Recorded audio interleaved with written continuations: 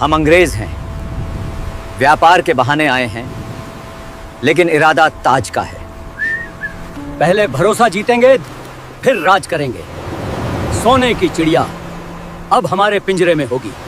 Video अंत तक देखिए, क्योंकि ये जानना जरूरी है कि हमारी आज़ादी की कीमत क्या थी और गुलामी की शुरुआत कैसे हुई।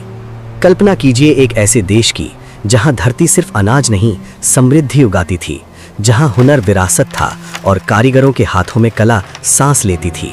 एक ऐसा भारत जो दुनिया की अर्थव्यवस्था का चौथाई हिस्सा संभाले हुए था, जिसे दुनिया सोने की चिड़िया कहती थी, सम्मान से भी और लालच से भी। ये वही धरती थी जहां जीतने निकले साम्राज्य थक जाते थे। सिकंदर यहां आकर रुक गया। हमलावर लौट लौट कर आए, पर इस मिट्टी को पूरी तरह झुका न सके। मुगलों को भी यहां जड़ें जमाने में सदियां लग गईं। तो फिर ऐसा क्या हुआ कि जिस देश को तलवारें नहीं तोड़ सकीं, उसे कुछ जहाजों में भरकर आए व्यापारी धीरे धीरे अपने कब्जे में ले गए। वे समुद्र पार से आए, चेहरे पर मुस्कान, हाथ में सौदे का प्रस्ताव। लेकिन सौदा मसालों का नहीं था, सौदा सत्ता का था। उन्होंने बंदूक बाद में उठाई, पहले उन्होंने फूट बोई। उन्होंने दीवारें नहीं गिराईं, उन्होंने दिलों के बीच दीवारें खड़ी कीं। और एक दिन जब लोगों को एहसास हुआ, सोने की चिड़िया के पंखों में जंजीरें डाल दी गई थीं। आज हम उसी अध्याय का पर्दा उठाने जा रहे हैं जिसे इतिहास की किताबें ब्रिटिश राज कहती हैं, लेकिन जिसे समझना हो तो उसे पढ़ना नहीं, महसूस करना पड़ेगा। ये कहानी शुरू होती है एक ऐसी तारीख से जिसने भारत की दिशा ही बदल दी। तारीख थी 23 जून 1757। जगह प्लासी का मैदान। बंगाल का नवाब सिराजुद्दौला अपनी विशाल सेना के साथ सीना तान कर खड़ा था। संख्या में ताकत उसके पास थी, जमीन उसकी थी, हौसला उसका था। सामने थी ईस्ट इंडिया कंपनी की मुट्ठी भर फौज, और उसका नेतृत्व कर रहा था एक ऐसा आदमी जिसका नाम इतिहास में लालच और साजिश के साथ लिखा गया, रॉबर्ट क्लाइव। कागजों पर यह एक युद्ध था, लेकिन मैदान जंग में जो हुआ वो युद्ध नहीं था, वो धोखा था। एक ऐसी गद्दारी जिसने आने वाले 200 सालों तक अंग्रेजों को हिंदुस्तान का खून चूसने का अधिकार दे दिया। नवाब की सेना का सेनापति मीर जाफर हजारों सैनिकों के साथ युद्ध के मैदान में मौजूद था, लेकिन खड़ा रहा खामोश, बिल्कुल एक पत्थर की मूर्ति की तरह। उसकी तलवार म्यान में ही सोती रही, जबकि अंग्रेजों की बंदूकें नवाब के वफादार सिपाहियों के सीने चीर रही थीं। क्यों? क्योंकि जंग मैदान में नहीं, पहले ही हार ली गई थी। रॉबर्ट क्लाइव ने मीर जाफर के कानों में सत्ता का जहर घोल दिया था। नवाब को मरवा दो और बंगाल का अगला ताज तुम्हारा होगा। बस एक लालच, बस एक वादा, और उसी एक गद्दारी ने पूरे हिंदुस्तान का सौदा कर दिया। सिराजुद्दौला हारे, पकड़े गए और बेरहमी से मार दिए गए। लेकिन उस दिन सिर्फ एक नवाब की मौत नहीं हुई थी, उस दिन भारत की स्वतंत्रता पर पहला गहरा वार हुआ था। लेकिन दोस्तों, असली कहानी जंग के मैदान में खत्म नहीं हुई, वो तो बस शुरुआत थी। असली लूट अब शुरू होने वाली थी। प्लासी की जीत के बाद जब रॉबर्ट क्लाइव मुर्शिदाबाद पहुंचा, जो उस समय बंगाल की राजधानी थी, और शाही खजाने में दाखिल हुआ, तो उसकी आंखें फटी की फटी रह गईं। उसने अपनी डायरी में लिखा कि वो सोने, चांदी और हीरे जवाहरात के ढेरों से गुजर रहा था। इतनी दौलत कि उस समय पूरे लंदन शहर की कुल संपत्ति उसके सामने छोटी पड़ जाए। और फिर शुरू हुआ संपत्ति का महान निकास। अंग्रेजों ने शराफत का नकाब उतार फेंका। मीर जाफर को गद्दी पर बिठा दिया गया, लेकिन वो सिर्फ नाम का नवाब था। असल हुकूमत कंपनी के हाथ में थी। वो एक कठपुतली था जिसकी डोर लंदन से खींची जा रही थी। सबसे पहले बंगाल के खजाने से सोना और चांदी निकालकर नावों में भरना शुरू हुआ। एक दो नहीं, पूरी 100 बड़ी नावें। जरा उस दृश्य की कल्पना कीजिए। गंगा नदी के पानी पर तैरती 100 कश्तियां, जो हिंदुस्तानी किसानों और मजदूरों की पीढ़ियों की मेहनत से भरी हुई थीं, और वो सब हमेशा के लिए हमारी धरती से बहकर जा रहा था। अकेले रॉबर्ट क्लाइव ने लाखों पाउंड अपनी निजी जेब में भर लिए, जो आज के हिसाब से अरबों रुपए होते हैं। लेकिन ये तो सिर्फ शुरुआत थी, क्योंकि अब लूट छिप कर नहीं, कानूनी तरीके से होने वाली थी। असली अत्याचार, असली नर्क 1765 में शुरू हुआ, जब अंग्रेजों ने मुगल बादशाह से दीवानी अधिकार हासिल कर लिए। इसका मतलब था बंगाल, बिहार और उड़ीसा के करोड़ों किसानों से लगान वसूलने का पूरा कानूनी अधिकार अब ईस्ट इंडिया कंपनी के पास था। एक व्यापारिक कंपनी अब सरकार बन चुकी थी। पहले जब कोई राजा टैक्स लेता था तो बदले में जिम्मेदारी भी निभाता था, प्रजा की रक्षा करता था, सड़कें बनवाता था और अकाल के समय अपने गोदाम खोल देता था। लेकिन अंग्रेजों का मकसद शासन करना नहीं था, उनका मकसद था निचोड़ना। टैक्स इतना बढ़ा दिया गया कि किसान की कमर टूट गई। फसल अच्छी हो तो टैक्स दो, सूखा पड़े तो भी टैक्स दो, बाढ़ सब बहा ले जाए तो जमीन बेचकर टैक्स दो, गहने गिरवी रखकर टैक्स दो। क्योंकि कंपनी को मौसम से कोई मतलब नहीं था, उन्हें सिर्फ अपने मुनाफे से मतलब था। अंग्रेज अफसर, जिन्हें उस समय नवाब्स कहा जाता था, गांव-गांव घूमते। जो किसान लगान नहीं दे पाता उसे कोड़ों से पीटा जाता, चिलचिलाती धूप में घंटों खड़ा रखा जाता, कभी कभी तो उसके बच्चों तक को गुलामी में धकेल दिया जाता। जहां पहले किसान अपनी फसल का लगभग 10% राजा को देता था, अब अंग्रेज 50% से भी ज्यादा छीन रहे थे। पैसा गंगा के किनारे से निचोड़ा जाता और टेम्स नदी के किनारे उड़ेला जाता। बंगाल, जिसे कभी जन्नते निशान कहा जाता था, धीरे धीरे कब्रिस्तान में बदलने लगा। खेत सूख रहे थे, चेहरे मुरझा रहे थे, लेकिन कंपनी की तिजोरी, उसका पेट अब भी नहीं भर रहा था। अत्याचार की हद तक पार हुई जब कुदरत ने भी हिंदुस्तान से मुंह मोड़ लिया और अंग्रेजों ने इंसानियत का गला घोंट दिया। मैं बात कर रहा हूं 1770 की उस खौफनाक दौर की जिसे इतिहास आज भी कांपते हुए याद करता है। 1769। आसमान से आग बरस रही थी, धरती का सीना प्यास से फट चुका था। बंगाल के किसान आसमान की ओर टकटकी लगाए खड़े थे, शायद एक बूंद बारिश गिर जाए, लेकिन पानी नहीं गिरा। और जब 1770 शुरू हुआ तो मौत ने दस्तक दे दी। इतिहास इसे 76 का मनवंतर कहता है। गांव जो कभी हंसते थे शमशान बन गए। लेकिन सवाल है, क्या यह सिर्फ सूखा था? नहीं, अकाल सिर्फ तब नहीं आता जब बादल बरसना बंद कर दे। अकाल तब आता है जब शासक इंसान रहना बंद कर दे। जिस वक्त खेतों में फसलें सूख रही थी, उसी वक्त ईस्ट इंडिया कंपनी के गोदाम अनाज से भरे थे, लेकिन वो अनाज भूखी जनता को देने के बजाय ऊंचे दामों पर बेचा गया। चावल सोने से महंगा कर दिया गया। एक नियम बना, पहले कंपनी का लगान चुकाओ, फिर अगर कुछ बचे तो खुद खाओ। सोचिए उस किसान की हालत जिसके घर बूढ़े माँ बाप भूख से तड़प रहे हैं, बच्चे एक मुट्ठी चावल के लिए रो रहे हैं, और अंग्रेज सिपाही उसके घर से वो आखिरी मटका भी उठा ले जा रहे हैं जिसमें अगले साल के लिए बीज बचाकर रखा गया था। जब मुर्शिदाबाद और बिहार की सड़कों पर लाशें बिछी थीं, तब कंपनी ने क्या किया? क्या राहत दी? क्या गोदाम खोले? नहीं, उन्होंने उसी साल लगान में 10% और बढ़ोतरी कर दी। तर्क ये था, अगर तुम्हारे पड़ोसी मर गए हैं तो उनकी जमीन का टैक्स अब तुम भरोगे। क्या ये इंसानियत की हत्या नहीं थी? इतिहासकार विलियम हंटर ने लिखा, हालात इतने भयावह थे कि लोग मृत शरीरों तक का मांस खाने को मजबूर हो गए। नदियां लाशों से भर गईं, शमशानों में लकड़ी कम पड़ गई। और उसी समय कलकत्ता में कंपनी के अफसर जाम टकरा रहे थे। लंदन चिट्ठियां लिख रहे थे कि इस साल मुनाफा पहले से ज्यादा है। सिर्फ एक साल में बंगाल की 1/3 आबादी खत्म हो गई, करीब 1 करोड़ लोग। ये किसी बीमारी से नहीं हुआ था, ये किसी वायरस से नहीं हुआ था, ये लालच से हुआ था।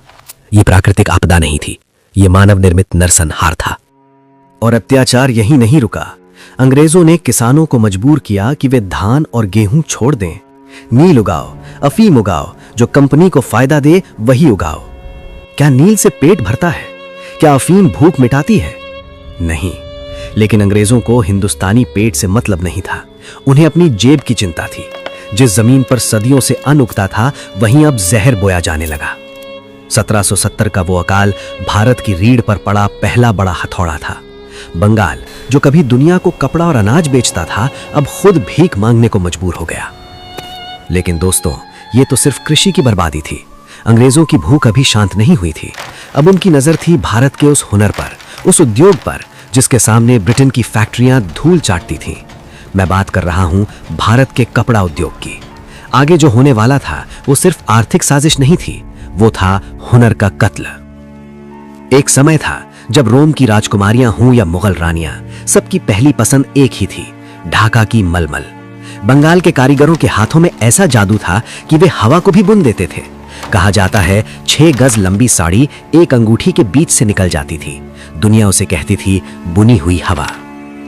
18वीं सदी तक दुनिया में बिकने वाले कपड़े का करीब 25% हिस्सा भारत से जाता था। यूरोप के बाजार भारतीय कपड़ों के दीवाने थे। ब्रिटेन के कारखाने बंद होने की कगार पर थे, क्योंकि कोई भी अंग्रेज भारत के रेशम और कॉटन के सामने अपना मोटा खुरदुरा कपड़ा पहनना नहीं चाहता था। और यही बात अंग्रेजों को चुभ गई। उन्हें समझ आ गया, जब तक भारत के कारीगर जिंदा हैं, मैनचेस्टर की मिलें कभी अमीर नहीं बन पाएंगी। तो उन्होंने मुकाबला नहीं चुना, उन्होंने बर्बादी चुनी। ईस्ट इंडिया कंपनी ने तय किया, अब भारत कपड़ा बेचने वाला देश नहीं रहेगा, उसे कपड़ा खरीदने वाला बनाया जाएगा। सबसे पहले शुल्क की दीवार खड़ी की गई। अगर कोई भारतीय व्यापारी ब्रिटेन में अपना कपड़ा बेचना चाहता तो 80% तक टैक्स, यानी हमारा कपड़ा इतना महंगा कर दिया गया कि कोई खरीद ही ना सके।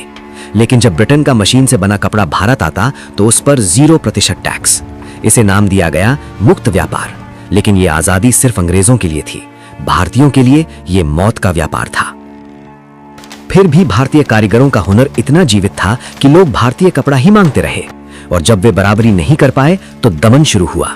लोक कथाओं और कुछ दस्तावेजों में एक भयावह सच दर्ज है। कहा जाता है जो बुनकर कंपनी के लिए काम करने से मना करता या अपना हुनर किसी और को सिखाता, उसके अंगूठे काट दिए जाते थे। सोचिए उस कलाकार की पीड़ा जिसकी दुनिया उसकी उंगलियों में बसती हो और उसी के हाथ को बेकार कर दिया जाए। कंपनी के गुमाश्ते गांव-गांव जाते, करघे तोड़ दिए जाते, घर जला दिए जाते, लोगों को पीटा जाता। मकसद सिर्फ एक था, भारतीय उद्योग की रीढ़ तोड़ना। और नतीजा, जो भारत सदियों से दुनिया को कपड़ा पहनाता था वो खुद नंगा हो गया। हमारे खेतों से कपास कौड़ियों के दाम पर खरीदी जाती, जहाजों में भरकर ब्रिटेन भेजी जाती, वहीं मैनचेस्टर की मिलों में उससे कपड़ा बनता और फिर वही कपड़ा भारत लाकर 10 गुना दाम पर बेचा जाता। 1834 में governor general Lord William Bentinck ने लिखा, भारत के मैदान बुनकरों की हड्डियों से सफेद हो गए हैं। लाखों बुनकर भूख से मर गए, लाखों ने भीख मांगना शुरू कर दिया। ढाका, मुर्शिदाबाद, सूरत जो कभी व्यापार के केंद्र थे अब वीरान पड़े थे। अंग्रेजों ने भारत को सिर्फ लूटा नहीं, उन्होंने उसे बेरोजगार बनाया, लाचार बनाया, एक आत्मनिर्भर राष्ट्र को सिर्फ एक बाजार बनाकर छोड़ दिया। लेकिन जब जुल्म हद पार करता है तो वो बगावत को जन्म देता है। किसानों की टूटी कमर, बुनकरों के कटे अंगूठे, अकाल में मरे करोड़ों लोगों की चीखें सब बारूद बन चुकी थीं। बस एक चिंगारी चाहिए थी, और वो चिंगारी अब जलने वाली थी। और फिर 1857 आया, वो साल जिसने अंग्रेजों की नींद उड़ा दी। 10 मई 1857 ये वो तारीख थी जब भारत के सब्र का बांध टूट गया। बैरकपुर से उठी मंगल पांडे की चिंगारी अब ज्वालामुखी बन चुकी थी। मेरठ से दिल्ली तक, झांसी से कानपुर तक, हर जुबान पर एक ही भावना थी, अब बस। किसानों ने हल छोड़ दिए, हाथों में तलवारें आ गईं। जिन बुनकरों के अंगूठे काट दिए गए थे उन्होंने भी ईंट और पत्थर उठा लिए। पहली बार हिंदू और मुसलमान कंधे से कंधा मिलाकर खड़े थे। लेकिन अंग्रेजों ने इस विद्रोह का जवाब जिस क्रूरता से दिया उसे इतिहास ने डेविल्स विंड कहा। आदेश साफ था, दया मत दिखाओ, जो भी बागी दिखे खत्म कर दो। पकड़े गए विद्रोहियों को तोपों के मुंह पर बांधा गया और फिर तोप दाग दी गई। यह सिर्फ मौत नहीं थी, यह डर का संदेश था। ग्रैंड ट्रंक रोड के किनारे मीलों तक पेड़ों पर लाशें टांगी गईं, गांव जला दिए गए, हजारों लोग मारे गए, खून की नदियां बह गईं। 1857 भले ही दबा दिया गया, लेकिन उसने अंग्रेजों को हिला दिया। लंदन में बैठी महारानी विक्टोरिया को समझ आ गया कि ईस्ट इंडिया कंपनी अब भारत को नहीं संभाल सकती। 1858 में कंपनी का राज खत्म कर दिया गया। भारत सीधे ब्रिटिश ताज के अधीन आ गया। कहा गया अब सुधार होगा, अब न्याय होगा। लेकिन क्या सच में कुछ बदला? नहीं, लुटेरा बदल गया था, लेकिन लूटने का तरीका वही था। बल्कि अब वो और व्यवस्थित हो गई थी। रेलवे बनाई गई, लेकिन भारतीयों की सुविधा के लिए नहीं, बल्कि इसलिए ताकि खेतों से अनाज और धरती से निकला कच्चा माल तेजी से बंदरगाहों तक पहुंचे और जहाजों में भरकर ब्रिटेन भेजा जा सके।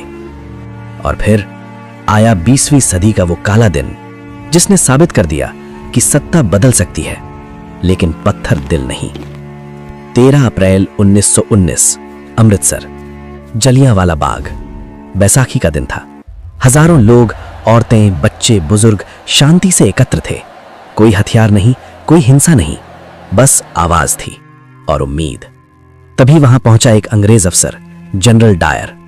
उसने बाग से बाहर निकलने का एकमात्र संकरा रास्ता अपने सैनिकों से बंद करवा दिया। कोई चेतावनी नहीं दी गई, ना ही कोई आदेश कि भीड़ हट जाए। सिर्फ एक शब्द बोला गया, फायर, और गोलियां चलने लगी लगातार। लगभग 10 मिनट तक, जब तक बारूद खत्म नहीं हुआ। वे नहीं रुके। लोग भागना चाहते थे, लेकिन रास्ता बंद था। घबराहट में कई लोग वहां मौजूद कुएं में कूद गए। कुछ ही पलों में वो कुआं मौन गवाह बन गया उस त्रासदी का। बाद में जनरल डायर ने कहा, मैं सिर्फ लोगों को मारने नहीं गया था, मैं पूरे भारत को डराने गया था। लेकिन डायर ये भूल गया, डर से कभी राष्ट्र नहीं मरते।